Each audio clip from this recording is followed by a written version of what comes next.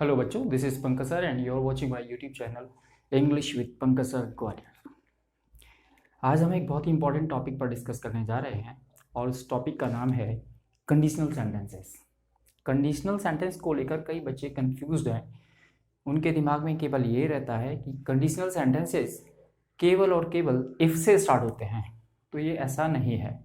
Conditional sentences हमारे start if के अलावा इन वर्ड से भी होते हैं। आप देख सकते हैं, मैंने पहले ही बोर्ड पर लिखे रखा हुआ है, जब भी सेंटेंसेस में ये वर्ड आते हैं तो ये कंडीशनल को लेकर आते हैं।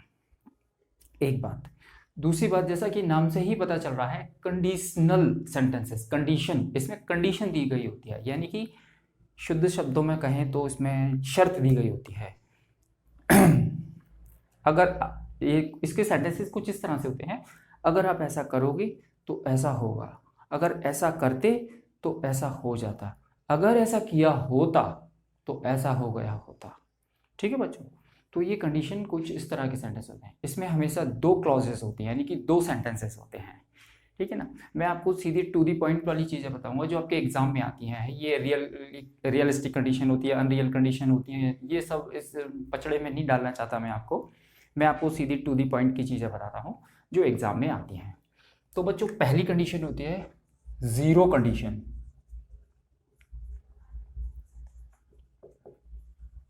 जीरो कंडीशन, ये जीरो कंडीशन क्या होती है?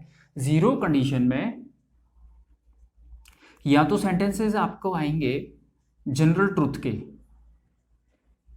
जनरल ट्रुथ का सेंटेंस होगा या फिर साइंटिफिक फैक्ट, साइंटिफिक फैक्ट्स। याद रखना, साइंटिफिक फैक्ट्स लिखा है मैंने, साइंटिफिक ट्रुथ नहीं लिखा। साइंटिफिक ट्रुथ अलग होता है और साइंटिफिक फैक्ट्स अलग होते हैं, है ना। अगर ये कंडीशन है तो इसमें मैंने बताया दो सेंटेंस होंगे, हमेशा ही दो सेंटेंसेस होंगे। ठीक है, ये इफ से कनेक्ट होंगे या फिर इन वर्ड्स से कनेक्ट होंगे, इफ से कनेक्ट होंगे या फिर इन वर्ड्स से कनेक्ट होंगे। तो हम इफ से लेकर चल देते हैं। तो पहले मैं आपको जनरल ट्रुथ का बता देता हूं। जैसे जनरल ट्रुथ का एक एग्जांपल लें हम, if you add 2 and 3, if you add 2 and 3, it becomes 5।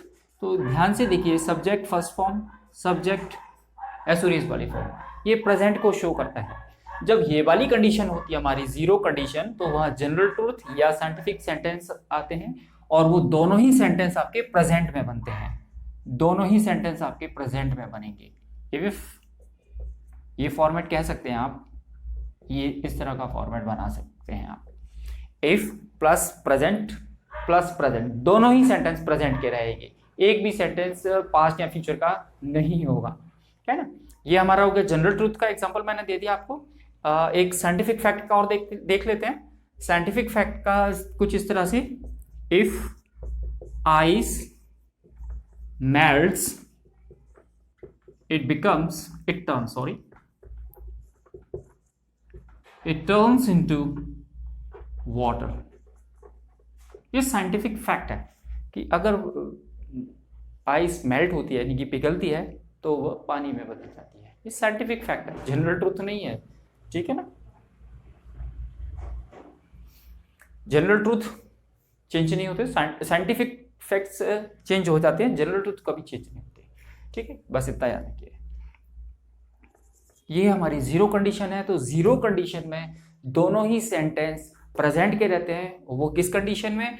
जब आपका सेंटेंस जनरल ट्रूथ हो या साइंटिफिक फैक्ट्स हो। General truth in the sense इस तरह के सेंटेंसेस जो जनरल बात होती हैं, और साइंटिफिक फैक्ट्स कुछ इस तरह के सेंटेंसेस। ठीक है, तो ये हमारी जीरो कंडीशन थी, वो हमारी क्लियर हो गई। सेकंड वाले पर आते हैं। अगर ये वाला सबका क्लियर हो गया, ठीक है, अगर ये सेकंड क्लियर हो गया है तो हम आते हैं अब, ये जीरो कंडीशन थी हमारी, अब आ जाते हैं कंडीशनल नंबर फर्स्ट पर। कंडीशनल नंबर फर्स्ट हमारी स्टार्ट होती है, मैंने बताया इसमें भी दो सेंटेंसेस होंगे और ये आपके बनेंगे कुछ इस तरह से, if plus present indefinite plus future indefinite में। ये फ्यूचर को शो करते हैं, इसमें फ्यूचर के बारे में होगा बच्चों। फ्यूचर के, दोनों सेंटेंसेस होंगे फ्यूचर के, लेकिन पहला वाला सेंटेंस बनेगा प्रेजेंट इंडेफिनिट में, और दूसरा वाला सेंटेंस बनेगा फ्यूचर इंडेफिनिट में। एक बार फिर से, दोनों ही सेंटेंस फ्यूचर के होंगे, लेकिन इफ वाला यानी कि ये वाली क्लॉज वाला जिसमें आपकी कंडीशन लगी होगी वो क्लॉज आपकी प्रेजेंट इंडेफिनिट में बनेगी, और दूसरी वाली क्लॉज आपकी फ्यूचर इंडेफिनिट में बनेगी। इसको अब हम एग्जांपल से समझ लेते हैं। If you work hard you will succeed. If you work hard you will succeed. याद रखिए ये सेंटेंस होगा प्रेजेंट में, लेकिन इसको जब हिंदी में ट्रांसलेट करेंगे तो हिंदी का फ्यूचर ही शो होना चाहिए, है ना। इफ यू वर्क हार्ड, अगर आप कड़ी मेहनत करते हैं, नहीं कड़ी मेहनत करेंगे, यू विल सक्सीड, तो आप सफल हो जाएंगे। ठीक है, एक और देख लें। If the bus does not come on time we will go by bus. By car, ऐसे कर रहे हैं। If the bus does not come on time, अगर बस टाइम पर नहीं आएगी, we will go by car, तो हम कार से जाएंगे, है या कार से चलेंगे।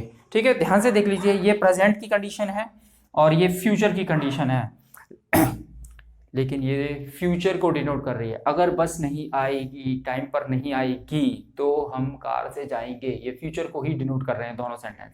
लेकिन इफ वाली क्लॉज यानी कि इनमें से कोई सा भी कंडीशनल लगाओ, इफ वाली जो क्लॉज होगी, कंडीशनल वाली जो क्लॉज होगी बच्चों, वो आपकी प्रेजेंट में ही बनेगी।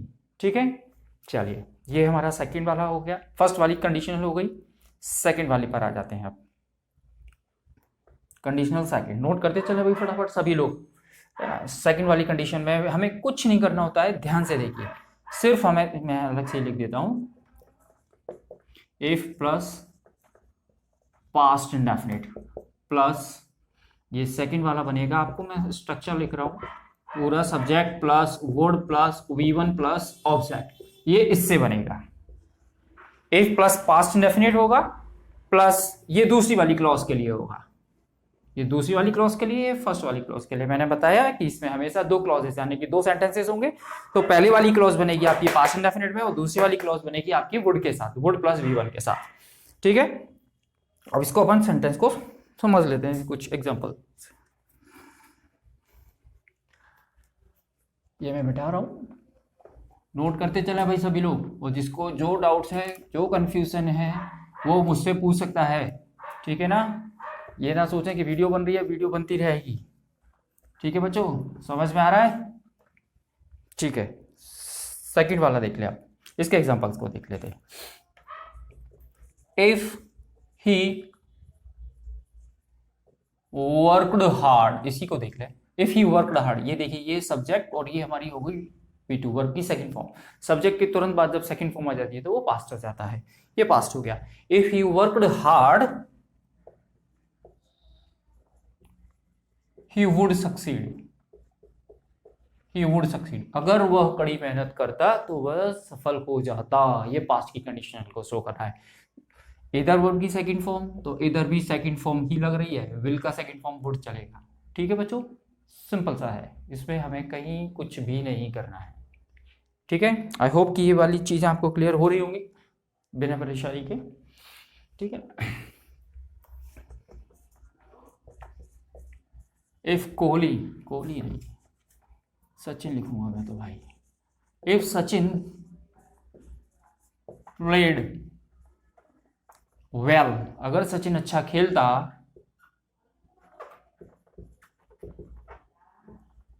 India would win this match, तो इंडिया यह मैच जीत जाती है। If Sachin played well, second form, इधर भी सेकंड फॉर्म। ये आपको मालूम है कि अगर दो सेंटेंसेस होते हैं, उनमें से अगर एक सेंटेंस पास्ट का होता है तो दूसरा भी पास्ट का चलेगा। इसमें विल नहीं आ सकता, शैल नहीं आ सकता, कैन नहीं आ सकता, मे नहीं आ सकता, ये फर्स्ट फॉर्म होते हैं मॉडल्स के, तो ये नहीं आ सकते। ठीक है, ये वर्ड वाली कंडीशन हो गई। इसमें एक कंडीशन और होती है, मैं आपको वो और बताना चाहूँगा। कभी कभी क्या होता है, ये मेन वर्ब है, कभी कभी क्या होता है सेकंड वाली कंडीशन में मेन वर्ब नहीं होती है। फिर से समझें, मेन वर्ब नहीं होती है तो उसका फॉर्मेट कुछ इस तरह से बन जाता है बच्चों, याद रखें, if plus subject plus verb. वहां पर मेन वर्ब ना होकर वहां पर आपकी या तो नाउन आएगा या फिर एडजेक्टिव आ जाएगा, और दूसरी वाली क्लॉज एज इट इज रहती है, उसमें कहीं कोई चेंजेस नहीं होता है। याद रखिए, फिर से बता दूं कि दूसरे वाले कंडीशन में मेन वर्ब अगर ना हो तो वहां पर फिर हेल्पिंग वर्ब वर्ब का यूज करते हैं। इसको इमेजिनरी सेंटेंसेस भी बोलते हैं, काल्पनिक। अगर ऐसा होता, जैसे मैं आपको एक दो एग्जांपल बता देता हूँ, जैसे ताजमहल ग्वालियर में होता मगर है नहीं, है ना, अगर तुम मेरी तरह बहादुर होते मगर हो नहीं, है ना, इस तरह के सेंटेंसेस होते हैं इसमें, इसको इमेजिनरी सेंटेंसेस बोलते हैं। इसमें जो इंपॉर्टेंट बात है, वो ध्यान रखने वाली बात वो ये है, यहाँ पर सब्जेक्ट बच्चों कुछ भी हो, हेल्पिंग वर्ब हमेशा वर ही रहेगा। Subject first person, second person, third person, तीनों में से कोई सा भी हो, हेल्पिंग वर्ब चेंज नहीं होगी, उसके बाद नाउन या एडजेक्टिव आएगा, मेन वर्ब नहीं आएगी। ठीक है ना, जैसे मैंने आपको एग्जांपल से बता दूं, हिंदी में बता देता हूं जिससे समझ में आ जाएगा। यदि मैं डरपोक होता, यदि मैं डरपोक होता तो मैं वहां अकेला नहीं जाता। तो ये देखिए, दो सेंटेंसेस हैं, एक ये रहा, एक सेंटेंस ये रहा। ध्यान से देखिए इस वाले फर्स्ट वाले सेंटेंस को, ये इसको डिनोट कर रहा है। यदि मैं डरपोक होता, यानी कि मैं डरपोक नहीं हूँ, ये सिर्फ इमेजिन कर रहे हैं। अगर मैं डरपोक होता तो मैं वहाँ अकेला नहीं जाता, है ना। ध्यान से देखिए, इसमें वर्ब नहीं है, ध्यान से देखिए, मेन वर्ब, इसमें कोई काम नहीं हो रहा है, कोई एक्शन वर्ब नहीं है, इसमें एक्शन वर्ब नहीं आती। तो उस कंडीशन में if I were coward, if I were coward, ध्यान से देख लीजिए, if I were coward I would not go there alone, I would not go there alone. अगर मैं डरपोक होता, अब यहाँ पर सब्जेक्ट बच्चों कुछ भी हो, I, you, we, they, he, she, it, whatever, कुछ भी हो, यहाँ पर हेल्पिंग वर्ब ये चेंज नहीं होगी, ये वर का वर रहेगा। ये एग्जाम में कई बार आता है, ठीक है ना। लेकिन याद रखना, एक कंडीशनल वर्ड लगा होना चाहिए। आपको एक और चीज़ बता दूं, कभी कभी क्या होता है, ये वाली क्लॉज इस तरफ और ये वाली क्लॉज इस तरफ भी आ जाती है पूरे कंडीशनल चैप्टर में। दो क्लॉज होंगी पूरे कंडीशनल चैप्टर में, तो ये वाली क्लॉज इधर आ जाएगी, ये वाली क्लॉज इधर आ जाएगी। याद रखिए, पूरी की पूरी क्लॉज आएगी, यानी कि पूरा का पूरा सेंटेंस ये पूरा उठकर इधर आ जाएगा, ये इधर आ जाएगा। वरना आप सोचें ये इफ यहाँ से हटकर यहाँ लग जाए, ऐसा नहीं होगा, ठीक है ना। तो ये जो कंडीशनल सेंटेंसेस के जो वर्ड दिए हुए हैं, ये कंडीशन को शो करते हैं, ये कंडीशन को शो करेंगे, याद रखिएगा बच्चों, ठीक है। तो इनकी जो पूरी क्लॉज होगी, जो पूरा सेंटेंस होगा, वो पूरा का पूरा इधर आ सकता है। इसको हम ऐसे भी लिख सकते थे, I would not go there alone if I were coward. Is that clear? हो गया, समझ में आ रहा है सबको? कोई डाउट? नोट कर लीजिए, कंडीशनल 2 हमारी खत्म हो चुकी हैं। कंडीशनल 3 बहुत सिंपल होती है, उसको भी नोट कर लेते हैं। कंडीशनल 3 वो पास्ट परफेक्ट में बनती है, उसके लिए past perfect plus first clause बनती है पास्ट परफेक्ट में, सेकंड क्लॉज बनती है सब्जेक्ट प्लस वुड हैव और थर्ड फॉर्म के साथ। ये हमारी थर्ड वाली कंडीशन बनती है, if plus subject plus had plus V3 और इधर वुड हैव प्लस V3। ठीक है, ये मैं आपको पहले ही बता चुका हूँ कि जब भी इंग्लिश में आपको 3 वर्ड दिख जाएं, हैज़, हैव, हैड, तो वो अपने साथ या तो थर्ड फॉर्म लेते हैं या फिर कोई फॉर्म नहीं लेते, उनके साथ फर्स्ट, सेकंड या ING वाली फॉर्म कभी नहीं आती हैज़, हैव, हैड के साथ। तो ये देखिए, हैव है तो ये थर्ड फॉर्म, ये पास्ट परफेक्ट है ना। अगर चाहो तो इसको ओपन करके लिख सकते हो आप, हैड प्लस V3 लिख सकते हो इस तरह से। ये देखिए, हैड थर्ड फॉर्म, हैव और थर्ड फॉर्म, ठीक है। इसको इससे भी लिख सकते हैं, एग्जाम्पल से समझ लेते हैं इसको हम। ये थोड़ा सा साफ कर,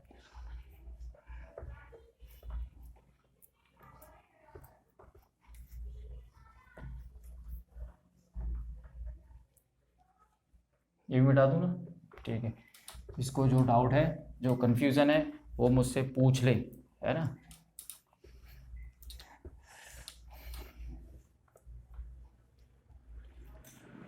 देखें,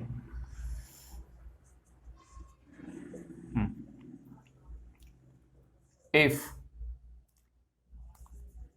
you had taken admission in English medium, थोड़ा बड़ा हो गया ये, medium school, you would have learnt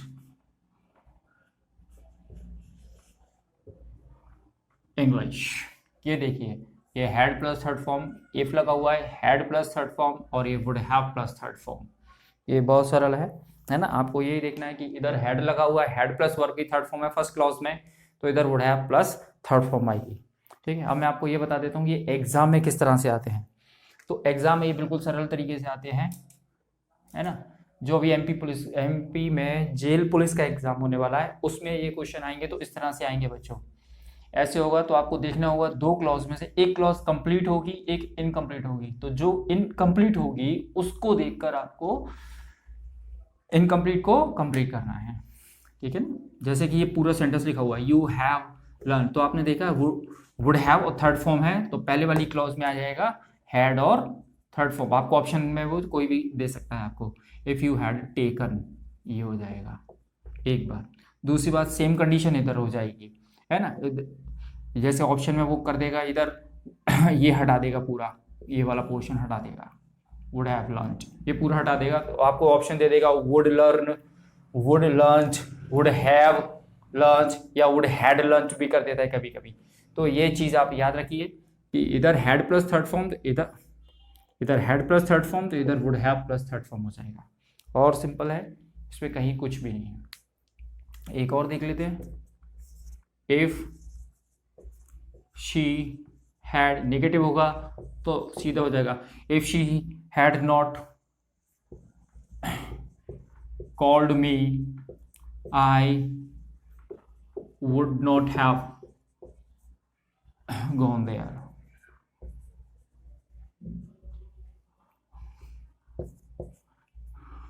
ये थोड़ा सा चेंज करो इसको, if she had not called him he wouldn't have gone there. अगर उसने उसे कॉल नहीं किया होता तो वह वहाँ नहीं गया होता। आई होप कि आप लोगों को ये समझ में आ गए होंगे कंडीशनल सेंटेंसेस। कंडीशनल सेंटेंसेस में कुछ नहीं है, बस इतना सही है, बेसिक चैप्टर है ये हमारा कंडीशनल सेंटेंसेस। क्या दिक्कत है भाई?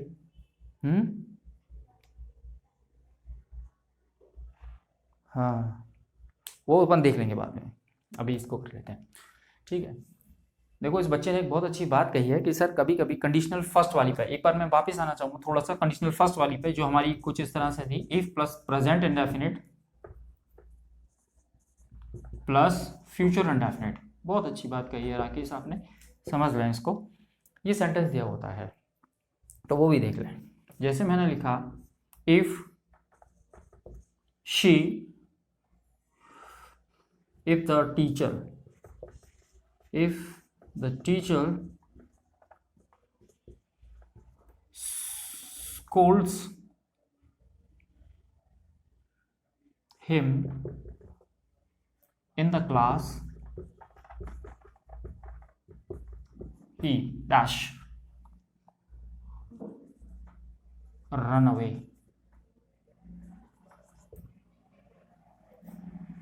देखिए, अगर टीचर क्लास में उसे डांटेंगे तो वह क्लास से भाग जाएगा, सीधा सीधा है, फ्यूचर है, मैंने बताया था दोनों ही सेंटेंस फ्यूचर के होंगे हिंदी में, लेकिन इंग्लिश में इफ वाला जो क्लॉज वाला होगा वो बनेगा आपका प्रेजेंट इंडेफिनिट में, और दूसरा वाला एसएचएस रहेगा, यानी फ्यूचर इंडेफिनिट में ही रहेगा।